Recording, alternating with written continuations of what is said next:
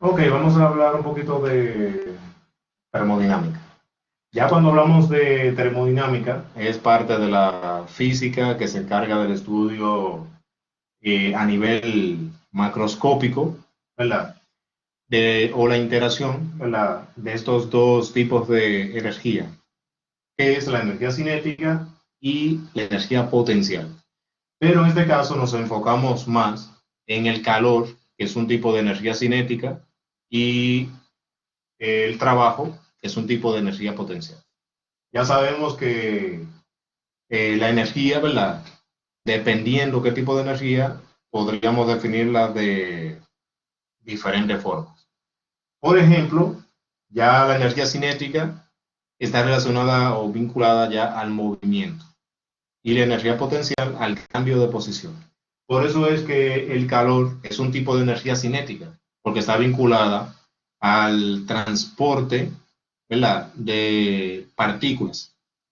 O sea, esas partículas tienen cierta temperatura. O sea, por eso decimos que el calor va a fluir, o esas partículas van a fluir desde un punto de mayor concentración de temperatura hacia otro de menor concentración de temperatura. Nunca será a lo inverso. Eh, y por eso es que decimos que ahí hablamos de absorción o de liberación de calor. Por ejemplo, las reacciones que absorben calor en química uno, si se acuerdan, ¿verdad? Esas son las reacciones endotérmicas. O sea, necesitan calor para que, o energía en forma de calor, para que la reacción se pueda dar. O para que la reacción se pueda equilibrar. Entonces, si lo vemos desde ese punto de vista, cuando hablamos de las reacciones exotérmicas, son reacciones que para que se puedan equilibrar, tiene que haber una liberación de energía en forma de calor. Por eso es que ellas liberan calor o energía en forma de calor para estabilizarse. Ahora bien, si esa reacción, que es exotérmica, yo le suministro calor, o sea, le doy más calor, ¿qué va a hacer? La reacción se va a revertir porque ella se va a desestabilizar. Ella tiene que liberar calor para poder estabilizarse. Pero si ella está liberando y tú le inyectas calor, va a hacer lo inverso, se va a revertir porque ella necesita cederlo. Ahora bien, cuando hablamos de las reacciones endotérmicas, ellas necesitan que tú le des calor para que ella se pueda dar. Ahora bien, si tú no le das calor, le das ausencia de calor o le quitas energía, ¿qué ella va a hacer? Se va a revertir, porque ella necesita calor para estabilizarse o que la reacción tenga lugar.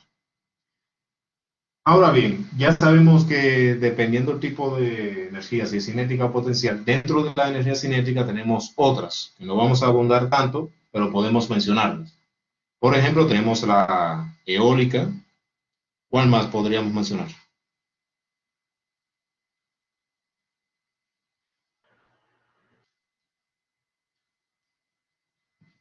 La energía eléctrica.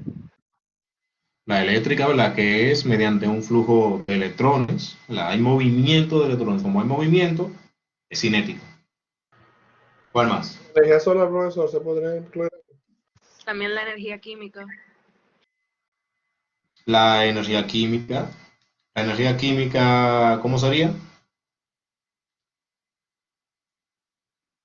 Cinética o potencial.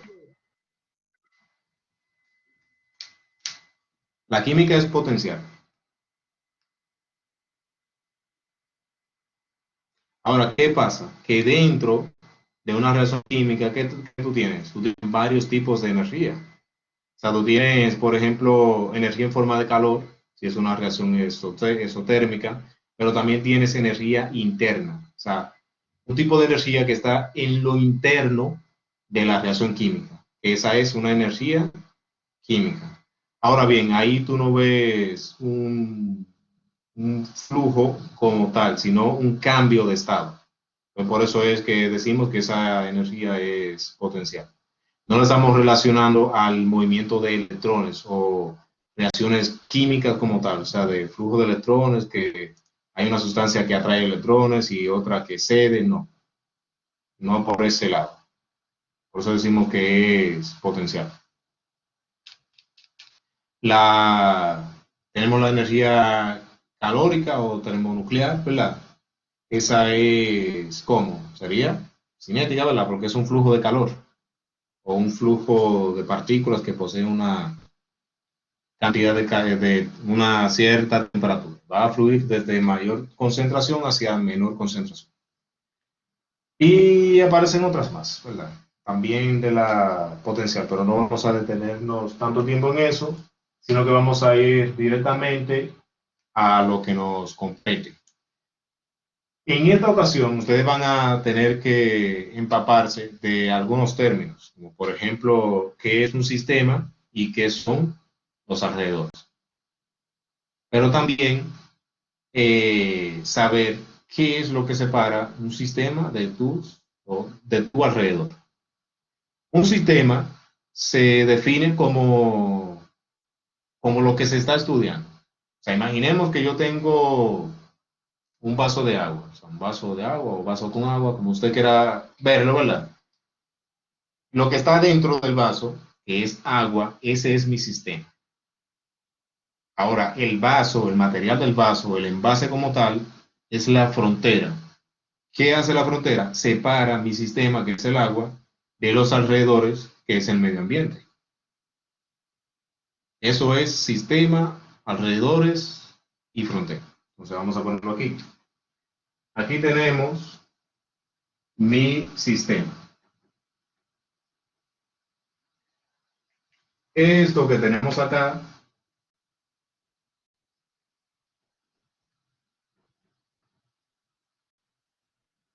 frontera.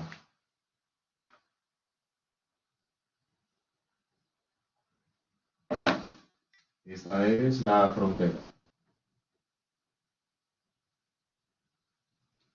Y lo que está alrededor es el mismo nombre.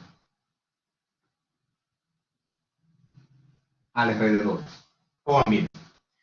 Entonces, dependiendo cómo sea mi frontera, yo voy a tener un tipo de interacción entre el sistema y los alrededores. Ahí es donde hablamos de tipos de sistemas, que lo vamos a ver ahora mismo. ¿Qué pasa? Que mi sistema puede interactuar con los alrededores, pero como estamos hablando de termodinámica, aquí nos vamos a enfocar en tipos de energía. Esos tipos de energía que vamos a pensar aquí son energía cinética y potencial, pero a nivel macroscópico, enfocándonos en el calor, en el trabajo. Entonces, tenemos que eh, entender o saber que el sistema recibe energía, ya sea en forma de calor o forma de trabajo, de los alrededores. Ese calor o trabajo, imaginemos que recibe calor. Ese calor que recibe ese sistema va a tener un símbolo o un signo positivo. Y si es calor que recibe, trabajo, también será positivo. Ahora, ¿dónde podemos encontrar esos sistemas? Cuando estamos ante una reacción endotérmica. Ese calor que absorbe esa reacción para que la reacción se pueda dar, para ella poder generar los productos, ese calor siempre será positivo. Y ustedes cuando estén estudiando más a fondo el tema de termoquímica, van a notar que hay calor de reacción positivo y calor de reacción negativo. El calor de reacción positivo es este. Por ejemplo, cuando una reacción necesita calor y tú le suministras calor, ese calor que recibe es positivo. Y por eso van a notar que dice el calor de reacción es positivo. Entonces estamos ante una reacción endotérmica.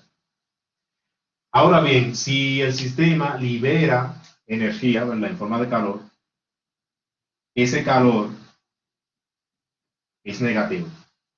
Y ahí es donde hablamos entonces de reacciones exotérmicas. Son reacciones que liberan calor para poder estabilizarse. Pero también realizan trabajo. Van a realizar trabajo sobre los alrededores. Y ese trabajo será negativo. Ahora, ¿dónde podemos encontrar un sistema así que pueda realizar un trabajo? Por ejemplo, ustedes conocen los pistones, pero sí conocen una jeringa, ¿verdad?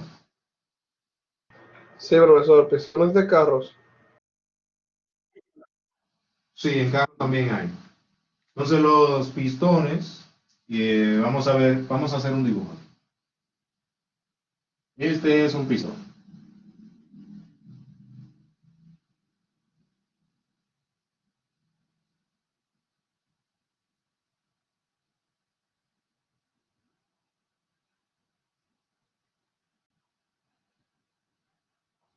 Esto completo es un pistón. Ahora bien, eso que está aquí es el émbolo. Ahora sí, nos fijamos en una jeringa, la parte negra que se ve y el tubito, ¿verdad?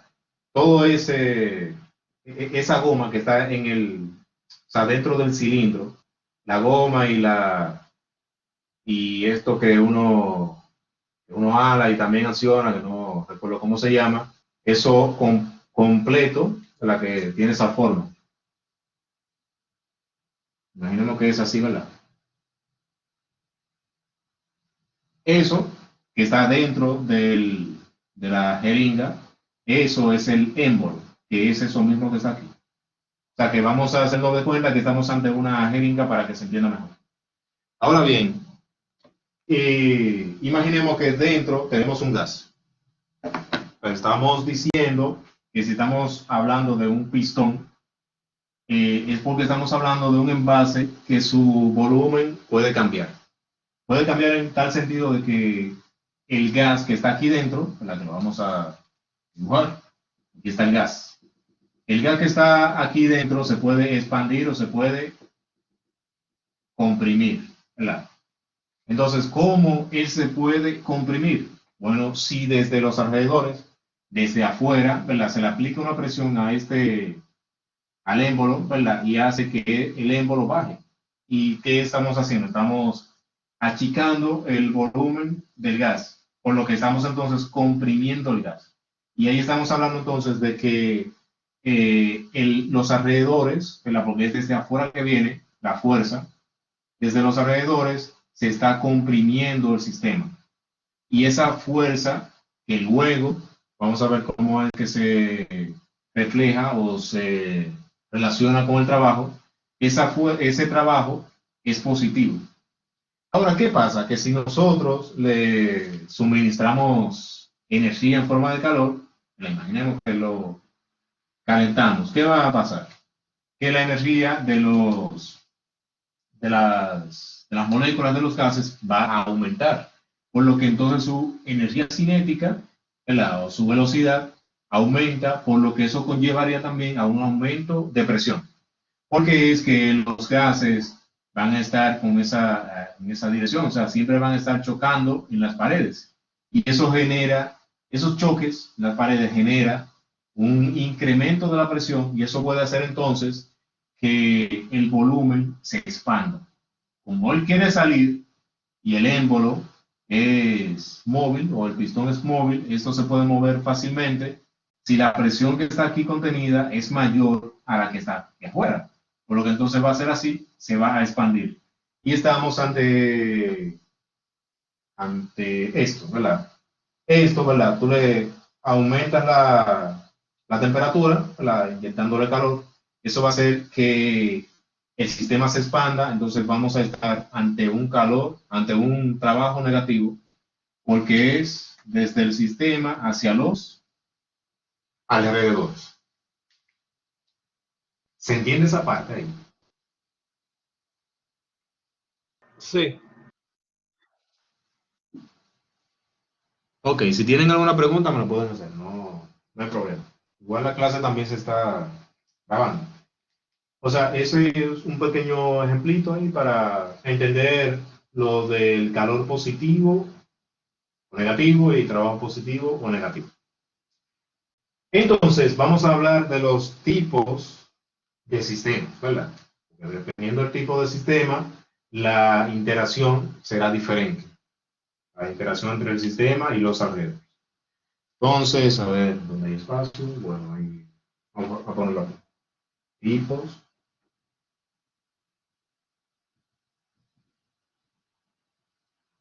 de sistemas. Entonces, aquí nos vamos a enfocar en los tres principales. El primero, vamos a ver, es el abierto. Ahora bien, lo vamos a hacer siempre con un ejemplo de la vida diaria. El abierto lo vamos a hacer con el mismo ejemplo que vimos anteriormente con el vaso de agua, o vaso con agua, ¿verdad? Tenemos el vaso, este es el vaso. Vamos a dibujar un pequeño vaso aquí. Este es el vaso. En el vaso yo tengo mi sistema. En este caso es agua. Yo tengo agua en el vaso. Esta parte de afuera del vaso es la frontera. Y lo que está afuera son los alrededores. O sea, que aquí, por ejemplo, imaginemos que a ese vaso, imaginemos que es un vaso de metal, ¿verdad? Para poder calentarlo. Imaginemos que a ese vaso yo le suministro calor. Si yo le suministro calor a ese vaso, ¿qué va a pasar? El agua va a empezar a evaporarse, ¿verdad? Pero ese vapor que está saliendo, ¿qué está haciendo? Está interactuando con los alrededores. ¿Cómo? Le está transfiriendo masa a los alrededores. Pero también los alrededores están transfiriendo, ¿verdad? Ya sean partículas y otro tipo de gases, como dice el carbono, nitrógeno, hidrógeno, ¿verdad? Se lo están también incorporando al agua, al sistema. O sea que cuando hay una interacción con el sistema en el que se transfiera masa y también se transfiera energía, porque aquí tengo desde los alrededores transfiriéndole calor a mi sistema, que es el agua. O sea, hay una interacción o transferencia de energía, ya sea en forma de calor o en forma de trabajo, y también hay una interacción con respecto a la transferencia de materia o masa. Entonces pueden anotar por ahí. Abierto hay transferencia de energía y masa.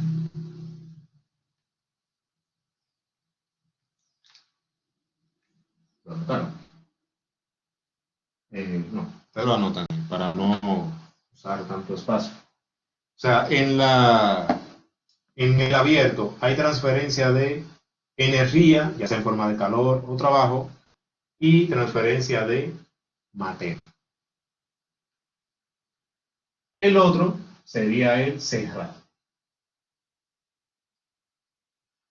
Imaginemos que el agua que está aquí, la sacamos de ahí y la echamos en un envase, ya sea plástico o de metal o cristal o de cristal, ¿verdad? Aquí tenemos el envase. Imaginemos que este es el envase, ¿verdad? Pero está cerrado, está tapado. Y aquí yo tengo el agua. El agua, recuerden que es mi sistema. Y la parte de afuera del envase es la frontera. Y lo que está afuera, mis alrededores. Ahora, dependiendo de qué tipo de material sea esta frontera, ¿verdad? El material del envase, la transferencia de calor va a ser mucho más rápida o mucho más lenta. Porque si estoy ante un material térmico, un termoenvase, la transferencia será mucho más lenta, casi nula, pero hay transferencia. Entonces aquí está cerrado, pero el envase es o de cristal, o de metal, o de plástico. O sea, que puede haber una transferencia de energía en forma de calor, por ejemplo, ¿verdad? Si yo lo caliento, diríamos que es de cristal. Si yo lo caliento, ¿qué va a pasar? El agua adentro va a absorber calor o energía en forma de calor y va a empezar a evaporarse, ¿verdad? Pero temperatura está aumentando dentro, por lo que la presión también aumenta, por lo que en un momento dado puede ser que el envase reviente, porque la presión puede aumentar tanto que sobrepasa la presión máxima que soporta el envase. Ahora, ¿qué les quiero decir? Que aquí en el cerrado hay transferencia de energía, ya sea en forma de calor o de, o de trabajo. Por ejemplo, este es un sistema cerrado. Como notan, yo calenté aquí o aquí, yo caliento, se está evaporando el agua, pero como notan, el agua no está saliendo del sistema o de aquí dentro del envase, ¿verdad? Como no está saliendo, aquí solamente se permite transferencia de energía en forma de calor o de trabajo, pero no transferencia de masa. A diferencia del abierto que sí permite la transferencia de masa o materia. ¿Se entiende? Sí, profe. Sí, profe. Ok, entonces el último es el aislado. A ver si hay espacio aquí. El aislado, sí, hay espacio. Entonces, imaginemos que tomamos no un termoenvase de esos que nosotros usamos para llevar agua o chocolate o café al trabajo o a la uni, sino uno de verdad, ¿verdad? Uno diríamos que es el ideal, porque no hay ningún termoenvase que no permita una mínima transferencia de calor o energía en forma de calor. Siempre va a haber una disipación, bueno, no sé si se dice disipación. Siempre va a haber una energía en forma de calor que se va a disipar. Imaginemos que tenemos un vasofón, ¿verdad? Que es un termo aislante, ¿verdad? Imaginemos que este vaso, en vez de cristal, ahora lo usamos un vasofón. Pero el vasofón, ¿cómo lo tenemos? Lo tenemos tapado. Aquí vamos a ponerle una tapa. Esta es una tapa. Y aquí dentro, bueno, aquí dentro tenemos mi sistema, que es también agua. Ahora, ¿qué podemos ver aquí? Si el termo envase, ¿verdad? Es resistente, imaginemos, ¿verdad? Al calor. Yo caliento, o sea, en un modo ideal, yo caliento y el agua no va a absorber calor, porque la frontera que tenemos aquí es un termo aislante. ¿Qué quiere decir? Que no permite la transferencia de calor ni de los alrededores hacia el sistema, ni del sistema hacia los alrededores. Y como lo tengo tapado, ya ustedes saben que lo que se genere aquí, la materia que se genera aquí, no va a interactuar con los alrededores, por lo que no hay ni transferencia de energía en forma de calor, ni transferencia de masa. Aquí hay los dos, energía y masa. Aquí energía y no masa, y aquí ni energía ni masa.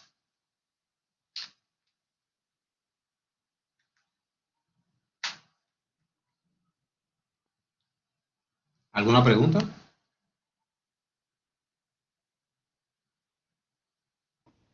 No, profe. Entonces, ya vamos a entrar ahora a las fórmulas que ustedes utilizarían en la teoría. Por ejemplo, quizás en la práctica que ustedes van a completar de laboratorio, quizás hagan algunos cálculos o quizás no. Pero eso lo vamos a definir más adelante. Entonces, ahora vamos a ver las fórmulas que vamos a ver. Que vamos a trabajar. Entonces, ya habíamos dicho que hay un tipo de energía que la tiene el interior del sistema, que a esa energía le llamamos energía interna. Y la podemos simbolizar como delta, o sea, eso es un triángulo, ¿verdad? Un triangulito como cambio, ¿verdad? Cambio de energía interna. Si ustedes se acuerdan de física del bachiller, hablábamos de una energía mecánica, que decíamos que era la suma de la energía cinética y la energía potencial. Aquí estamos ante lo mismo. Decimos que la energía interna es igual a la suma del calor, que es una energía cinética, y del trabajo, que es una energía potencial. Vamos aquí, ponemos, por ejemplo,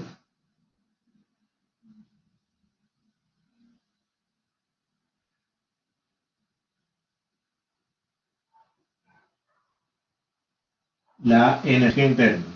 Entonces, la energía interna es igual a la sumatoria del calor más el trabajo. Ahora, ¿por qué ponemos cambio? Eso es porque hay un inicio y un final. Por ejemplo, si imaginemos antes de calentarlo tenía una cierta temperatura, pero luego de que se calentó, se le inyectó calor, cambió. Por lo que tenemos al inicio una energía interna y al final otra energía interna. Entonces el cambio de esa energía es el cambio de energía interna. ¿Cómo lo determinamos? Sumando el calor y el trabajo.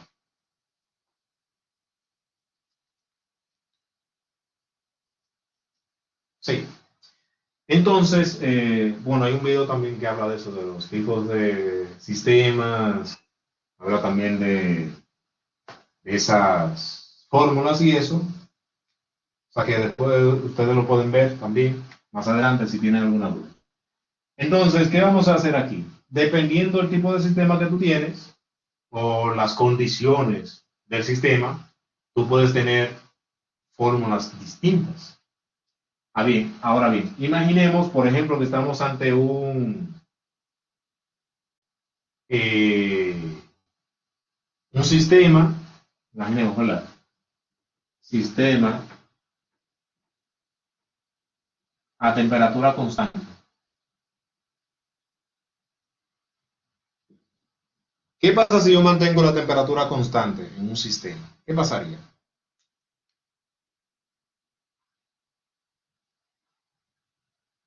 Que no varía. Ok, y si no varía la temperatura, ¿qué pasaría? Que en este caso sería como, o sea, que no sería nuestro enfoque principal. Ok, y con relación a qué. Si yo no tengo una variación de temperatura, ¿qué pasaría con esa fórmula?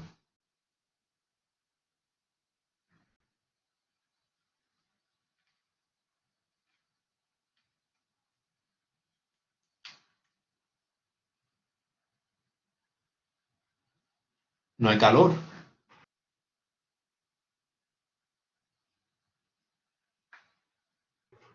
¿Se acuerdan de la fórmula del calor?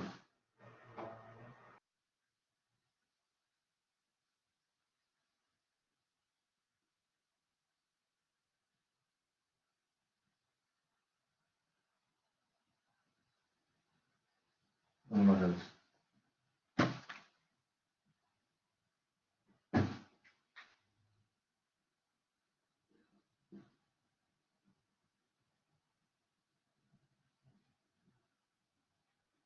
¿Se acuerdan de esa fórmula?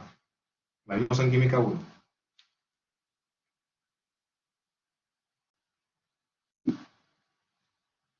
Okay, me dijeron que sí. Entonces, si no hay un cambio de temperatura, yo estoy diciendo entonces que temperatura final es igual a temperatura inicial. O sea, que cuando yo lo reste, ¿qué me va a dar? Cero. Entonces, como esto me va a dar cero, cuando yo multiplique, esto me va a dar cero. Cuando yo multiplique por todo esto, ¿qué va a pasar? Que el calor me va a dar cero también. Por lo que entonces esta fórmula se convertiría en lo siguiente. Ahora sería que el cambio de la energía interna es igual simplemente al trabajo. ¿Se entiende?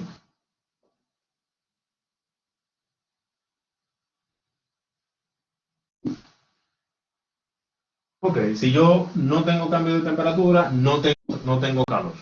Pero sí yo podría tener trabajo, ¿verdad? Ahora, otro caso.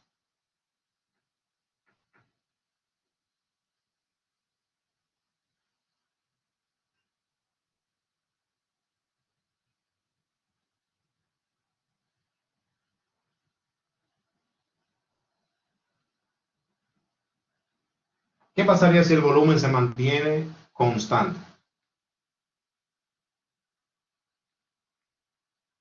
Ah, no, antes de eso vamos a poner algo aquí. Y así la van a contestar más rápido. Ya tenemos que la energía interna es igual al trabajo, pero ¿qué es el trabajo?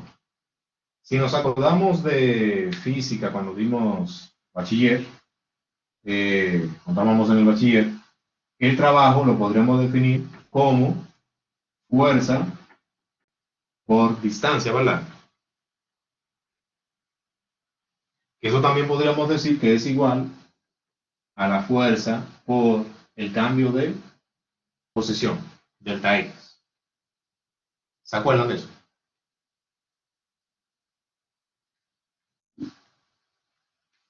Ok, me dijeron que sí. Entonces, vámonos ahora a enfocarnos en esta parte. Esa es una fórmula para tú determinar el trabajo, ¿verdad? Lo vamos a poner aquí. Eso es igual al trabajo. Esa es otra fórmula que ustedes van a utilizar eh, en termodinámica o termoquímica. Ahora bien, vamos a aquí. Vamos a ver esto. Yo tengo un pistón. Ese pistón, ¿qué tiene? Tiene un peso, ¿verdad? Porque él tiene una masa. Entonces, la masa por la gravedad le va a dar un peso. Ahora, ese peso es una fuerza, ¿verdad? Aquí hay una fuerza. Una fuerza que está relacionada con la masa del émbolo, ¿verdad? Que es el que sube y baja, sube y baja. Entonces, ¿qué pasa? Que ese émbolo, como tiene un peso, está realizando una presión sobre el sistema, ¿verdad? Entonces, esa presión, ¿qué sentido tiene? Hacia abajo. Imaginemos aquí tenemos una presión porque está presionando, porque es un peso, ¿verdad? Ahora bien, si yo caliento el sistema, también el sistema, ¿qué va a hacer? Va a ejercer una presión con sentido opuesto, ¿verdad? Ahora, si esa presión del sistema es mayor que la presión que está ejerciendo los alrededores, ¿qué va a hacer? Que el émbolo va a subir. Pero si la presión de los exteriores, del exterior, es mayor, ¿qué va a pasar con el émbolo? Va a bajar. Entonces se va a comprimir, ¿verdad? Entonces, ¿qué pasa aquí? Que yo tengo la acción o la aplicación de una fuerza, ¿verdad? Pero si vemos el pistón desde arriba, ¿qué vemos? Vamos a ver, a ver. Vamos a ver eso, ¿verdad? Un círculo. Entonces, en ese círculo, si yo veo el pistón desde arriba, yo solamente voy a ver algo plano. O sea, yo voy a ver el área del círculo del pistón. O sea, imaginemos que esto es el pistón. Si lo ves así, lo que estás viendo es un área plana, un área que es plana. Entonces, tú estás aplicando una fuerza perpendicular a un área. La estás aplicando así. Perpendicular quiere decir que forma un ángulo de 90 grados. Como es un área, es una fuerza aplicada perpendicular, de forma perpendicular, entonces eso tú lo puedes expresar como presión.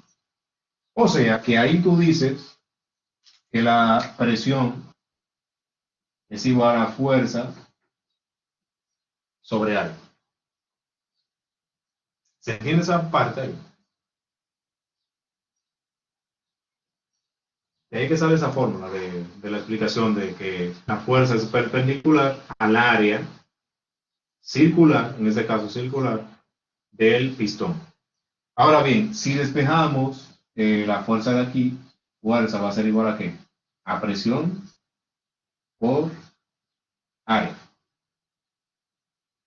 Pero yo podría sustituir este valor de la fuerza aquí Entonces, ¿cómo sería? El trabajo va a ser igual a la fuerza, que es presión por área. ¿Por quién? Por cambio de posición. O X, o D, como usted quiera ponerle, ¿verdad? Tenemos esto. Ahora bien, ¿a qué es igual área por altura?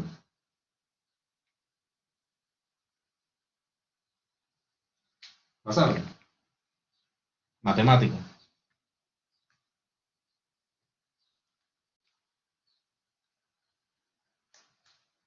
Ay, no se acuerda. Área por altura, ¿qué es? Volumen, ¿verdad? Volumen es igual a área por altura, ¿verdad? Que la simbolizamos como H. Eso es volumen. Entonces, si nos enfocamos aquí, esa X, ¿qué es? Yo les decía que este volumen puede bajar, o sea, que el pistón puede, o el émbolo puede bajar o subir. ¿Qué va a hacer? Que va a cambiar el volumen. Claro. Imaginemos que tú tienes un estado 1, tienes el pistón, y en ese estado 1 tienes que el pistón está aquí, pero tú tienes un volumen 1. Lo vamos a simbolizar así. ¿Qué pasa? Imaginemos que nosotros le aplicamos una fuerza, ¿verdad? Si le aplicamos una fuerza, el, el pistón, ¿qué va a hacer? Va a bajar. Imaginemos que bajó aquí.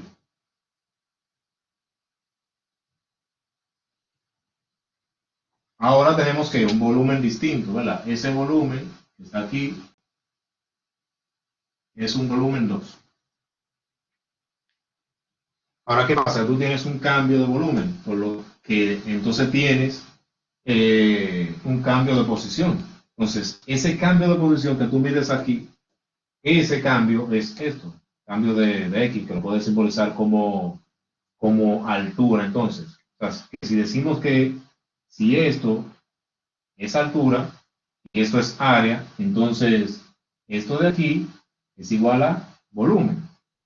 Por lo que entonces el trabajo se puede calcular como presión por volumen. Pero como yo estoy hablando de un cambio de posición, siempre hablamos de cambio de volumen.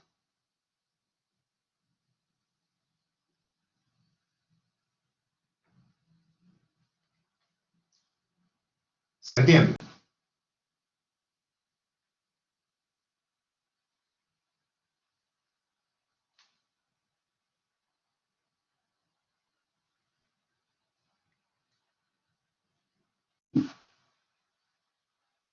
Ok. Entonces, ya sabemos que esta es otra fórmula que ustedes van a usar. Ahora, ¿qué pasa? ¿Qué pasaría si el volumen se mantiene constante?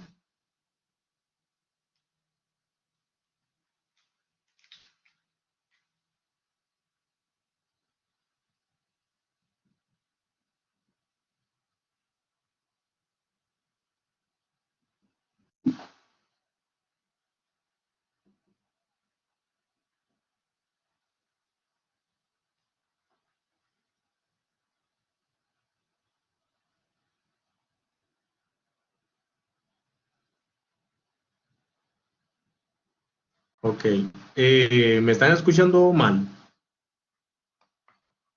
Se escucha bien, profe. Ah, ok. Eh, bueno, José María, tienes que revisar tu conexión a ver si es problema de allá. Ah, ok, muy bien. Entonces, ¿qué me decían? Si el sistema es a volumen constante, ¿qué pasaría?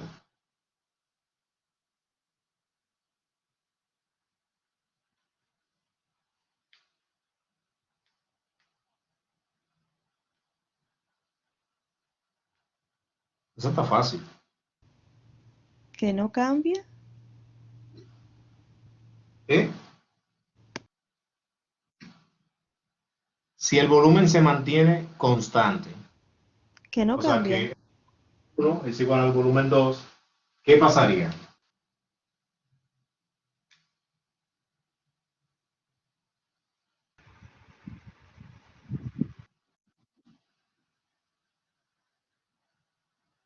Si esto no cambia, ¿qué pasaría? Eso de aquí. Que digamos que si le suministramos calor, la temperatura y la presión aumentan, lo cual hace que el trabajo se quede nulo. Pero si yo no tengo un cambio de volumen, ¿qué pasaría?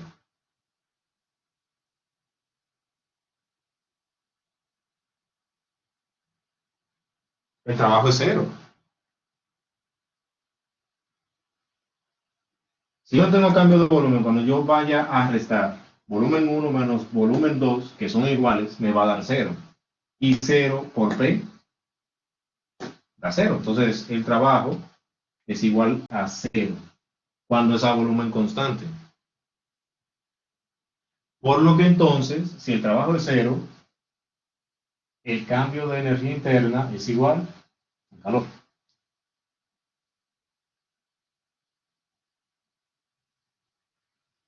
¿Se entiende?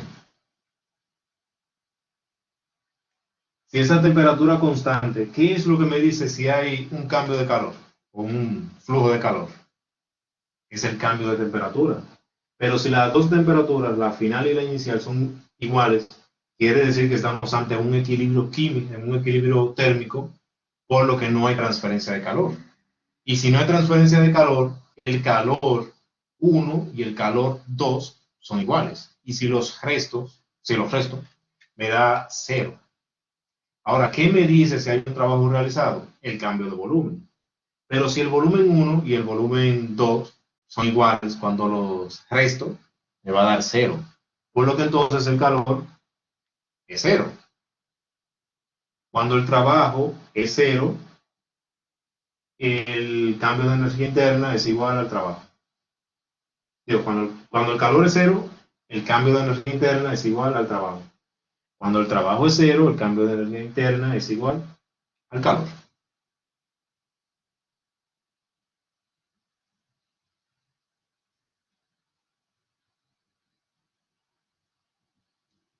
¿Alguna pregunta?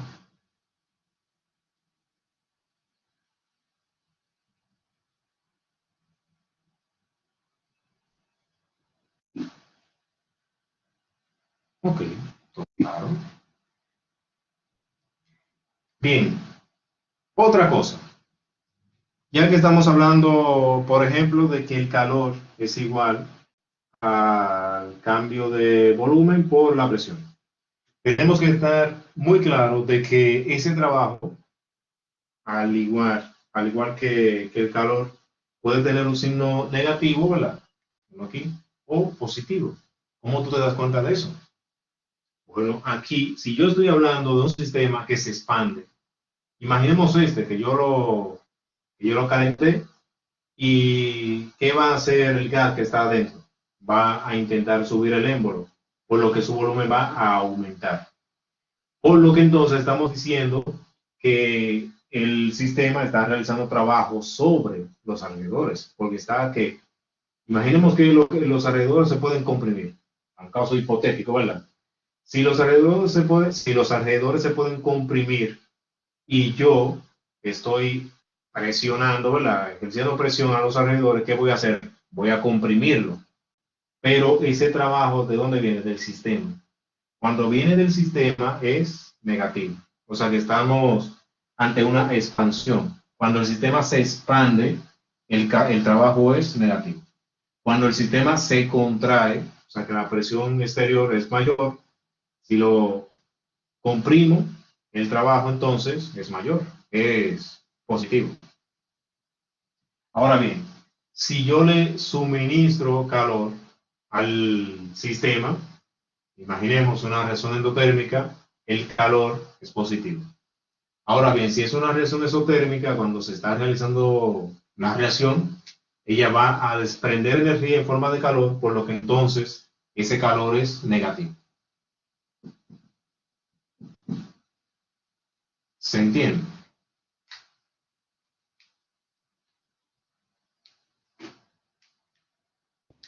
Sí, profe. Ok. Entonces, a ver.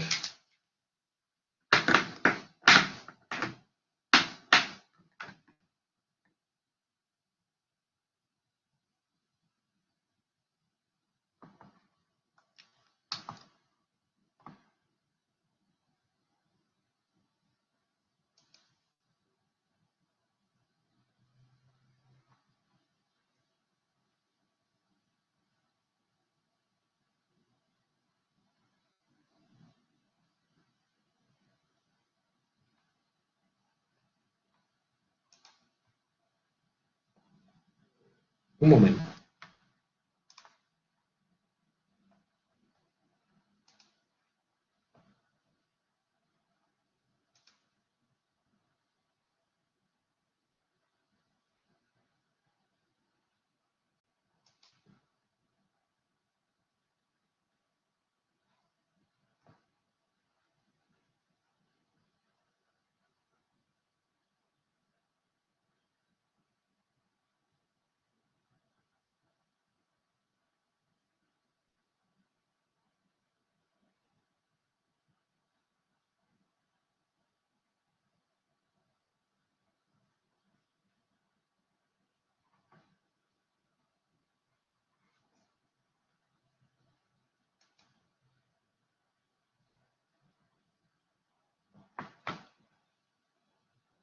Ya casi acabamos.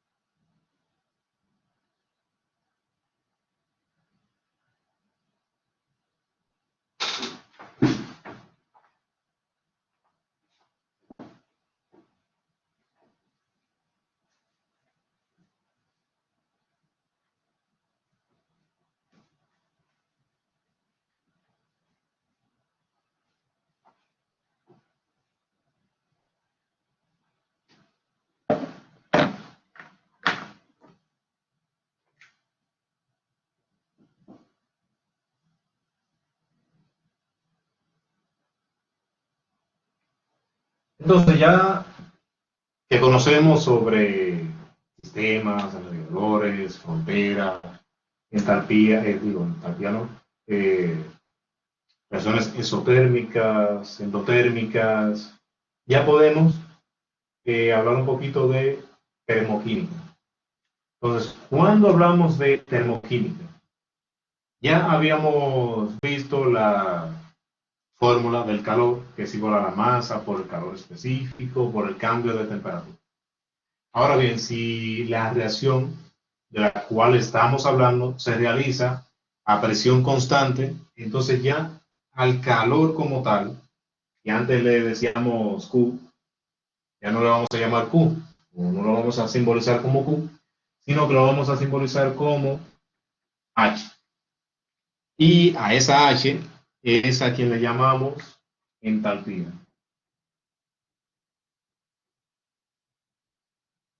Ahora ya no vamos a hablar de Q, sino de H. Ahora bien, entalpía o calor de una reacción, lo vamos a poner aquí,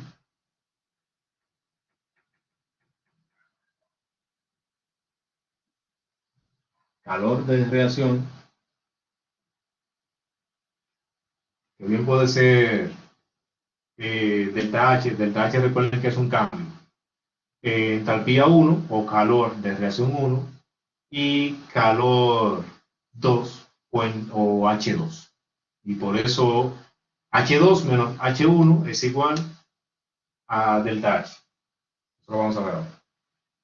Entonces, ese calor ya habíamos dicho que puede ser positivo o negativo dependiendo del tipo de reacción. Si es endotérmica, positivo, y si es exotérmica, negativo, ¿verdad? Entonces, ese tipo de calor que depende del cambio de estado, porque tenemos un estado 1 y un estado 2, ese calor, dependiendo del tipo de reacción, puede ser entalpía de formación o entalpía de reacción. Entonces aquí mismo vamos a ver entalpía de formación.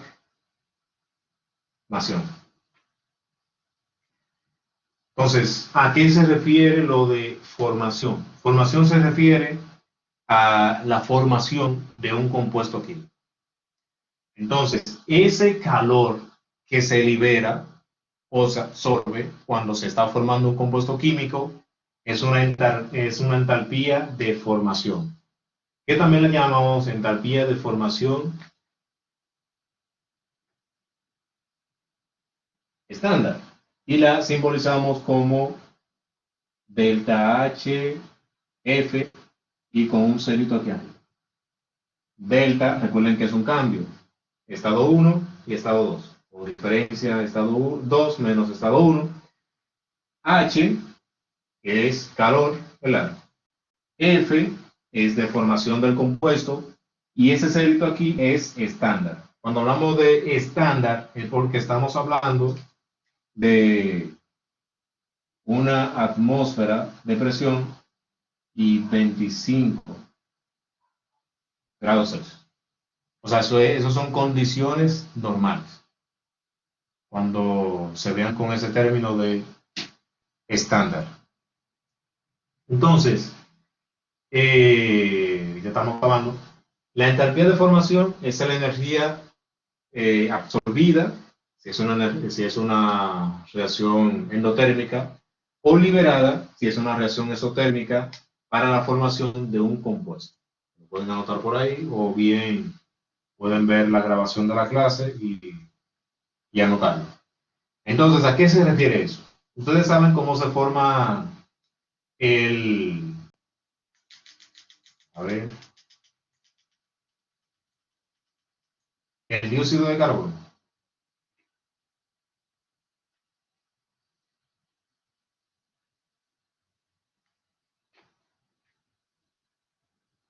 Es quemando carbono, ¿verdad? Pero ese carbono que vamos a colocar aquí es un carbono en estado natural, que también lo llamamos como grafito. Ahora bien, si tú quemas grafito o carbono en estado natural en presencia de oxígeno, gas, ¿qué va a pasar? Vamos a poner no solamente. G solamente. ¿Qué va a pasar? Que se va a quemar, se va a oxidar. Pero en este caso lo estamos quemando o oxidando, lo estamos oxidando en presencia de fuego, ¿verdad? Lo estamos quemando. Y eso va a generar la formación de dióxido de carbono. Y también la liberación de ¿qué? De calor. Por eso es que decimos que esta reacción de combustión es una reacción exotérmica porque libera calor.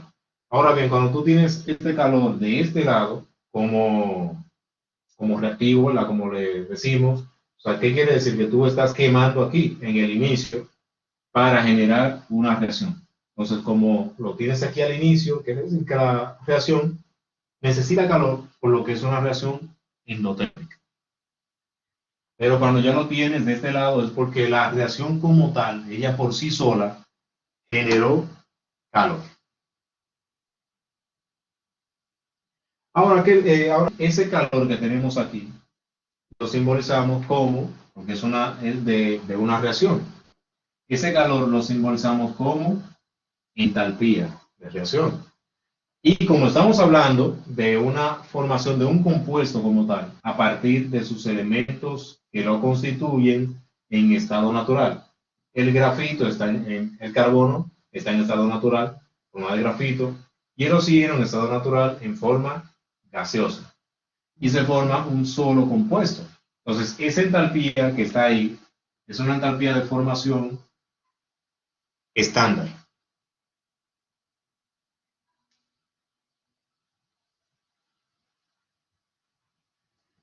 ¿Se entiende esa parte ahí? ¿O quieren que repita? Profe, ¿lo puede repetir, por favor? Ah, sí, pero con mucho mucho gusto, con mucho gusto. Solo tienen que pedirlo, ¿verdad? No se queden callados. Bien, les había dicho, desde aquí, les había dicho que la entalpía de formación estándar es la energía en forma de calor, ¿verdad? Vamos aquí. Ahora es entalpía, ¿verdad? Es la energía en forma de calor que se desprende o se absorbe. Cuando digo se desprende, es cuando yo me refiero a una reacción exotérmica. Y cuando digo que se absorbe, es cuando estoy hablando de una reacción endotérmica, ¿verdad? O sea, es la energía que en forma de calor que se libera o se absorbe en la formación de un compuesto a partir de sus elementos constituyentes en estado natural. ¿Qué compone al dióxido de carbono? Carbono y oxígeno. Pero esos dos, ¿cómo lo tengo que tener en estado natural? El carbono lo tengo en estado natural, que es grafito, y el oxígeno en estado natural, que es diatómico o estado gaseoso. Y me genera un compuesto. Ahora, como ese compuesto yo lo generé a partir de sus elementos constituyentes, ese calor que se desprende aquí, que lo vamos a simbolizar como delta H, es un calor de formación estándar, porque es a partir de sus elementos constituyentes en condiciones de una atmósfera de presión, porque se está usando oxígeno o aire presente en el oxígeno para quemarlo, y también a temperatura ambiente, o 25 grados Celsius, que es la temperatura que se consideraría como temperatura normal o ambiente. ¿Se entiende? Sí, gracias, profe. Ok, sí. Entonces, ¿ese calor cómo es? Ese calor tiene un signo negativo, porque es una reacción exotérmica, libera calor. Ahora, por ejemplo, si yo estoy hablando de una reacción que ustedes vieron en Química 1, creo. Los que dieron Química 1 conmigo, el laboratorio lo vieron, ¿verdad? Que es la reacción de ácido acético con bicarbonato, que también ustedes la han hecho de seguro en su casa, ¿verdad? Esa reacción de ácido acético o vinagre, en este caso es estado acuoso, más el bicarbonato de sodio, que está en estado sólido, ¿qué te genera? Te genera acetato de sodio, estado acuoso, más dióxido de carbono, que es el burbujeo, y también te genera agua, en estado líquido. Ahora, ¿qué pasa aquí? Que aquí yo no le suministré calor, ¿verdad? Pero ella no genera calor. ¿Qué quiere decir? Que ella necesita calor. ¿Y de dónde ella lo toma? Del ambiente. Ella tomó del ambiente calor. Por eso ustedes van a notar que si ustedes realizan esa reacción de vinagre y le echan un poco de bicarbonato de sodio y al envase por debajo del envase le ponen la mano mientras está reaccionando, burbujeando, ustedes van a notar que se siente un poco frío. Eso quiere decir que la reacción está absorbiendo calor del medio para poder generarse. Por lo que entonces estás ante una reacción, para que esta no es una reacción de formación, esta es una reacción como tal, no una entalpía de formación. Entonces, esta es una entalpía de reacción. Y en este caso es positivo. Ah, no se ve. Vamos a poner ahora.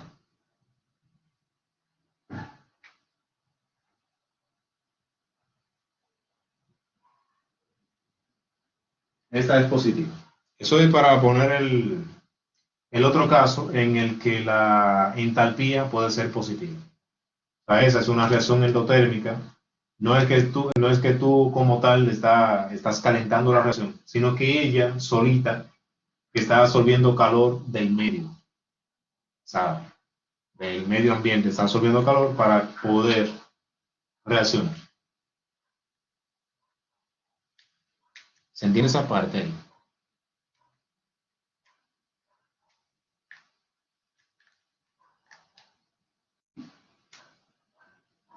Ok, entonces vamos a borrar esta, porque esta no la quiero ahora. Era para poner una muestra de una que sea eh, endotérmica, ¿verdad? Con calor positivo. Entonces, ¿qué pasa? Que para tú dar introducción a una ley que ustedes van a ver en la teoría que se llama ley de Hess, ustedes tienen que entonces tratar lo siguiente. La ley de Hess lo que te dice es que si tú puedes encontrar, por ejemplo, ese calor, que tú imaginemos que tú no conoces, mediante la suma algebraica de dos reacciones más, entonces el calor tú puedes encontrar sumando los calores de cada una de esas reacciones. Se escucha así como un trabalengua, algo muy complicado, pero cuando ustedes empiezan a trabajar con ejercicio de ese tema, se les hace mucho más fácil. Y en el canal hay 5 videos solamente de ese tema, de calor, o sea, de la ley de Hess. O sea que, si tienen alguna duda, pueden ir ahí. ¿Y qué es lo que él te dice? Él te dice que si tú tienes otro método u otros caminos para poder encontrar, para poder llegar a dióxido de carbono, lo puedes usar. Y puedes encontrar ese calor como tal, o sea, su valor como tal, si cuando tú sumes esas dos ecuaciones, imaginemos que son dos, si cuando tú las sumas, te da la de arriba, que es la reacción de formación de este compuesto. ¿Cómo? Imaginemos que yo, cuando quemo el grafito, en presencia de oxígeno, no genero dióxido de carbono, sino que genero monóxido de carbono. O sea que sería entonces una reacción como, una combustión como, incompleta, ¿verdad? Entonces, para que eso pase, tú tienes que usar menos oxígeno. Pues si balanceamos, sería como poner un medio aquí. Entonces, un medio por 2 te da 1. Ya tienes uno de aquel lado, ya está balanceado. Entonces, aquí vemos que no siempre cuando yo quemo grafito me da dióxido de carbono, sino que me puede dar monóxido de carbono. Pero ¿qué pasa si ese monóxido de carbono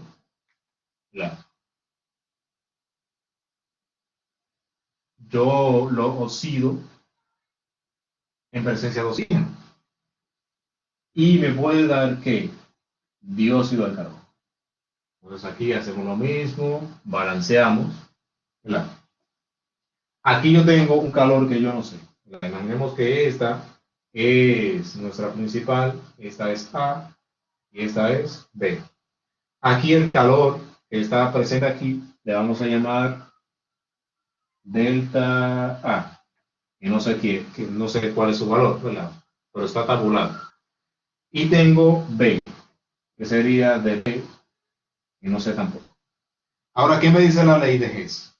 Que si yo sumo esas dos ecuaciones y me da la de arriba, entonces esta entalpía de formación puede ser igual a la suma de esas dos, que ya yo tengo su valor. Vamos a ponerle en vez de... O sea, que tengo su valor. Ahora vamos a sumar. Vamos a sumar A y B.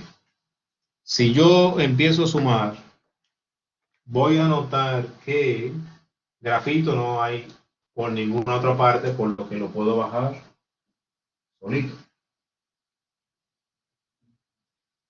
¿Qué más? El oxígeno. Tengo un medio más un medio, sería 1, ¿verdad? Entonces tengo más un mol de oxígeno. monóxido de carbono lo tengo en ambos lados, por lo que lo puedo cancelar. ¿Qué me queda? Dióxido de carbono. Entonces eso va a ser igual a dióxido de carbono. ¿Qué pasó? Que estas dos son iguales.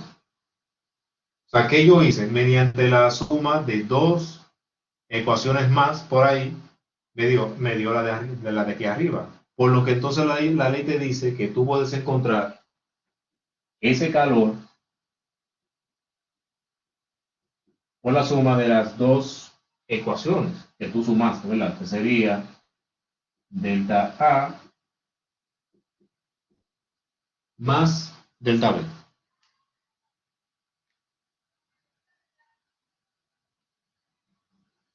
¿Se entiende?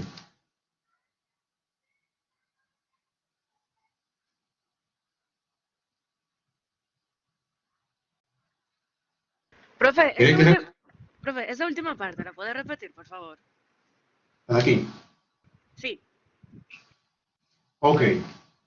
La ley te dice, o sea, ustedes van a profundizar más la ley más adelante. Y también hay, como les dije, 5 videos que solamente habla de la ley de Hess. Ustedes ponen ley de Hess, que se escribe así. Ley de Hess, en el buscador que les mostré en el canal, y van a encontrar 5 videos. Y lo pueden ir viendo, por ejemplo, hay uno que dice ejercicio 1, ejercicio 2, o sea, lo van a ir viendo así en ese orden, porque así aumenta la dificultad de los videos, ¿verdad? Ven el primero, que es más sencillo, y así. Entonces, ¿qué le decía? Que la ley te dice que si tú puedes encontrar 2 o 3 caminos distintos, ¿verdad? Mi objetivo, imaginemos que mi objetivo es producir dióxido de carbono, aunque está mal, ¿verdad? Pero aquí en este caso estamos hablando de un caso hipotético, ¿verdad? Yo quiero producir dióxido de carbono porque lo voy a comercializar, pero usar este método se me hace muy complicado o es muy costoso. Entonces la ley, yo quiero también determinar cuál es el calor que yo voy a generar, porque ese calor yo lo voy a usar para mover una turbina, ¿verdad? Una turbina que se mueve, ¿verdad? Por vapor de agua, pero ese vapor de agua viene por un calentamiento. Pero ese calentamiento, ¿qué se lo da? Este calor, ¿verdad? Yo quiero producir más calor, por lo que tengo que producir dióxido de carbono. Pero este método se me hace muy costoso. Ahora bien, yo puedo buscar dos caminos para la generación de ese dióxido de carbono, que es lo que yo quiero, ¿verdad? Yo encontré dos, pero yo quiero saber qué cantidad de calor me generan esas dos reacciones. La ley te dice que si tú encuentras dos caminos para obtener ese mismo compuesto o generar la misma ecuación, entonces tú puedes que ese calor que tú quieres encontrar es igual a la suma de los dos calores de las dos ecuaciones. En caso de que uses dos, tú puedes usar tres también. ¿Alguien dijo algo?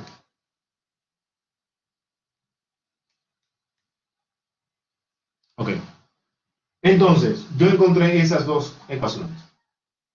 Este dice, tú puedes encontrar ese calor solo si al tú sumar esas dos ecuaciones te da la de arriba. Y lo que hicimos fue eso, o sea, sumamos estas dos y como vimos, grafito no tiene con qué sumarse ni restarse, lo bajamos igual. El oxígeno, yo tengo un medio y un medio, los dos están del mismo lado, por lo que entonces puedo sumarlos. Medio más medio me da uno, el uno no se marca. Bueno, ¿verdad? Entonces, ¿qué me queda? Me queda monóxido de carbono. Monóxido de carbono, si yo lo paso para este lado, se resta con ese, o si ese pasa a este lado, se resta y me da cero. Por lo que entonces pongo mi flechita y lo que me queda del otro lado es dióxido de carbono. Entonces ahí se cumple, tú dices que se cumple la ley de Hess, por lo que entonces ese calor que está aquí, que tú estás buscando, que no sabes cuál es, pero ya tú sabes que es negativo, es igual a la suma de esos dos calores que la profe o el profe, al darte las dos ecuaciones, te dio cuál es el valor, porque te dan el valor de esos dos calores. Tu único trabajo es comprobar que la suma de esas dos ecuaciones te dé esa. Si te da esa, ya entonces tú puedes decir, bueno, yo puedo encontrar este valor sumando delta HA más delta HB y ya tengo el calor que estoy buscando. Ok. Pero ese tema, la primera, no es de que ustedes lo van a entender así 100%, sino que es un tema que necesita práctica, por lo que no se preocupen si no lo entienden a su totalidad, porque no lo van a hacer, sino cuando ya estén en la marcha, trabajando con ejercicios y demás. Entonces, ya se está acabando el tiempo. A ver. Ya voy a poner la última cosa. Aquí, a ver si hay espacio. Vamos a ponerlo aquí arriba. Voy a borrar. Imaginemos que yo quiero encontrar la entalpía de reacción. Aquí hablé de entalpía de formación, es diferente, ¿verdad? Entalpía de reacción. La simbolizo con una R aquí, en vez de F de formación. Va a ser igual a lo siguiente. Entonces vamos a hacer una simbología. Entalpía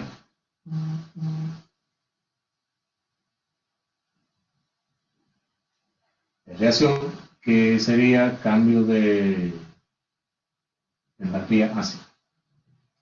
Entonces, imaginemos un caso hipotético en el que yo tengo una reacción A, un componente A o un reactivo A que reacciona con 1B para dar lugar a 1C y 1B. ¿Qué pasa? Que ustedes recuerdan que en química 1 nos hablaron de coeficientes, ¿verdad? Entonces, el coeficiente de A, imaginemos que es A minúscula, el de B, B minúscula, el de C, C minúscula y el de D, D minúscula. Entonces me están pidiendo encontrar la entalpía de reacción. Entonces, ¿cómo yo lo hago? La fórmula te dice que la entalpía de reacción es igual a ¿qué? A la sumatoria de bueno, los coeficientes los voy a poner con una simbología, déjame ver. A la sumatoria de los, ¿cómo le pongo? Vamos a ponerle M.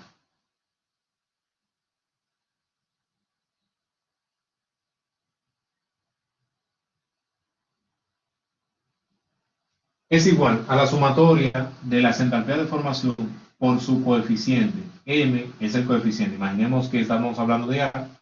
Aquí yo pongo A minúscula, el valor de A minúscula, que sería, por ejemplo, puede ser 1, puede ser 2, puede ser un medio y demás. Menos la sumatoria de las entalpías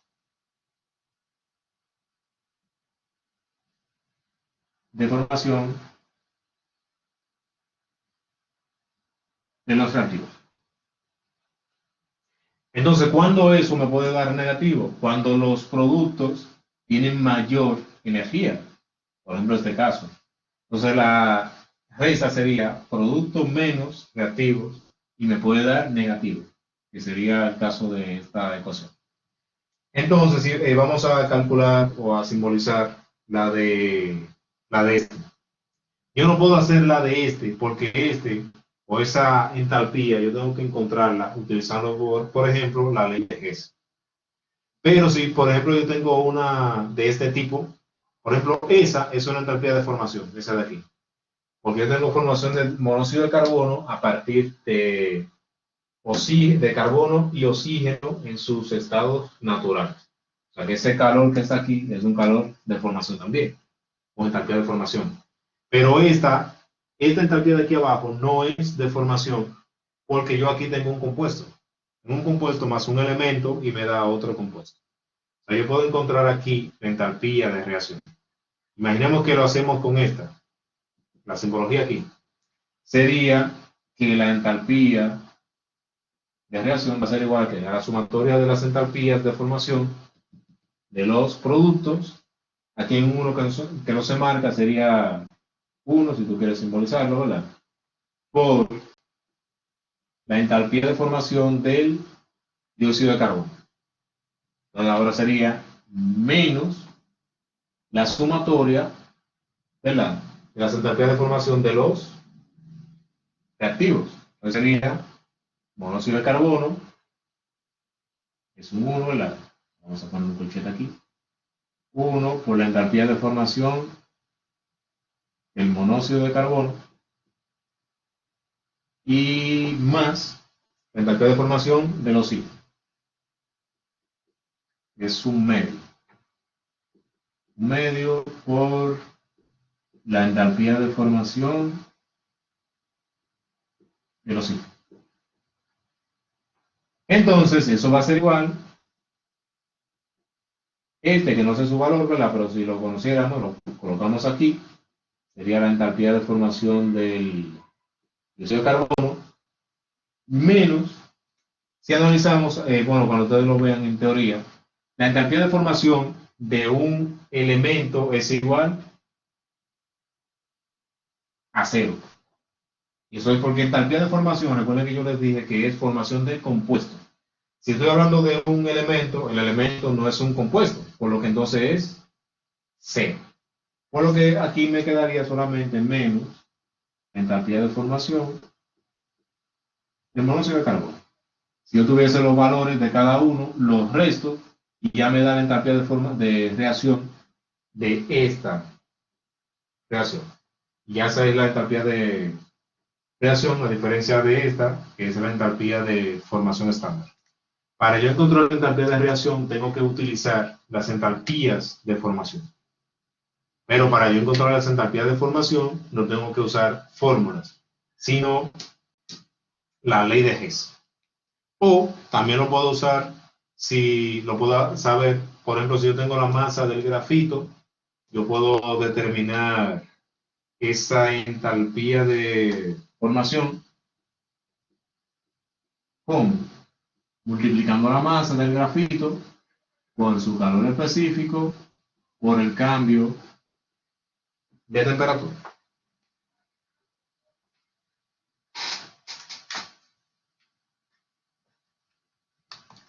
¿Alguna pregunta?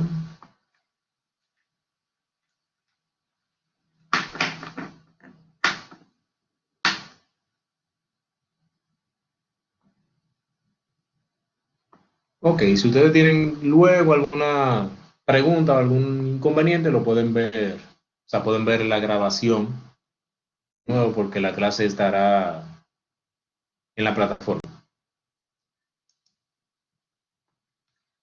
Y por el grupo de WhatsApp, yo les avisaré cuándo pondré la asignación. Puede ser que sea hoy o mañana. Y así ustedes la empiezan y la tendrían para subirla hasta la semana que viene, hasta el lunes, creo, sí. Hasta el lunes. Algo así. Hasta el lunes, hasta la 11:59, por ahí. Van a tener una semana para hacerlo. ¿Y qué tal la clase? Muy bien, profe. Entendí todo. Ok, excelente.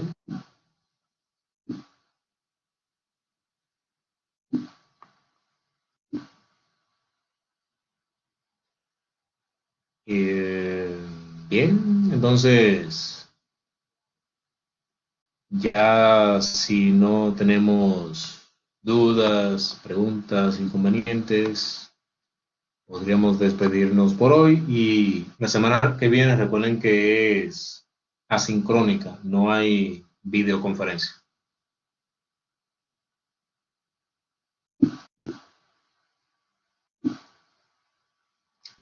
Así Ok, que nos profe, vemos, tengan una feliz tarde y cualquier cosa nos mantenemos en contacto por el grupo de WhatsApp. Bye, profe. gracias, profe, que pase buen día. Gracias igual. Bye, profe. Bye.